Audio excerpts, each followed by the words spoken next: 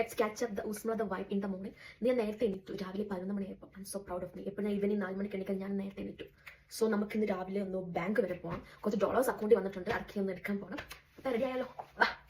ഇന്നലെ ഞാൻ കുളിച്ച് അതിൻ്റെ ഹെയർ ഇങ്ങനെ ഒരുമാതിരി ഇരിക്കുന്നു. കുഴപ്പം നമുക്ക് സെറ്റ് ആക്കാം. ഏത് ഡ്രസ്സ് ഇടുന്ന നോക്കത്തുള്ളൂ. ഇപ്പം ഫീൽസ് ലൈക്ക് -1 ഡിഗ്രി ആണ്. സോ നമുക്ക് നല്ലൊരു ഡ്രസ്സ് ഇടാൻ പറ്റുമെന്ന് തോന്നുന്നു. നോക്കാം.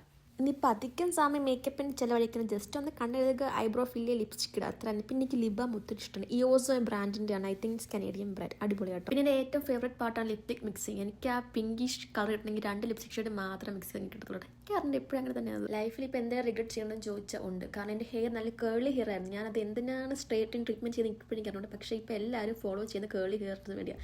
സോ ഞാനിപ്പോൾ എൻ്റെ മുടി വളർത്തി കേൾസ് ആക്കാൻ വേണ്ടി ട്രൈ. എൻ്റെ ഹെയർ ഇപ്പോഴാണെന്ന് കിളുത്ത് നേരെ വന്ന്. നേരത്തെ എനിക്ക് ഇത്രയും പോലും ഇല്ലായിരുന്നു കാണിക്കാൻ. മുടിയിൽ ഇത്രയും നീളം വെക്കിപ്പിക്കാൻ വേണ്ടി കുറച്ച് കാര്യങ്ങളൊക്കെ ചെയ്തിട്ടുണ്ട്. അമ്മയുടെ കാഴ്ച എണ്ണയും കുറച്ച് ഹെയർ കെയർ ഒക്കെ ടിപ്സ് ഒക്കെ. ഞാൻ കുറച്ച് ചൂസി ആയതുകൊണ്ട് ഡ്രസ്സിലേക്ക് ഞാൻ ഭയങ്കരമായിട്ട് കൺസേൺ ചെയ്യുന്ന ഒരാളാണ്. എനിക്ക് ഈ ഡ്രസ്സ് ഇടണോ, അതിട്ടപ്പോൾ ഒരു സുഖം തോന്നിയില്ലാത്തപ്പോൾ ഞാൻ ഈ വൈറ്റിലേക്ക് ചാടി. ഇതിട്ടപ്പം പിന്നെയും കുഴപ്പമില്ലാന്ന് തോന്നുന്നു. ആ റെഡ് ജാക്കറ്റിൻ്റെ കൂടെ ബ്ലെൻഡ് ആയിപ്പോൾ ഒരു ഫീൽ ചെയ്തു.